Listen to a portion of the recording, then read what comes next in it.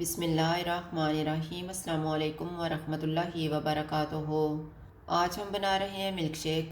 अगर आपको हमारी वीडियो अच्छी लगे तो लाइक करें और हमारे चैनल को सब्सक्राइब करें। तो शुरू करते हैं। बाउल में 10 खजूरें डालेंगे। खजूरों की गुठलियाँ मैंने निकाल दी हैं। 10 अखरोट डालेंगे, 10 काजू,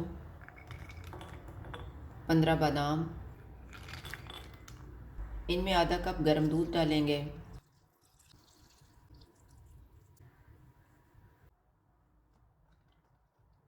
इनको भिगो के रखेंगे 20 मिनट। 20 मिनट गुजर गए हैं। इनको जग में डालेंगे।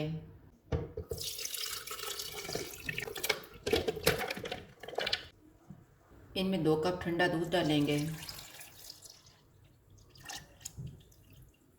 आइस क्यूब्स डालेंगे और ब्लेंड कर लेंगे।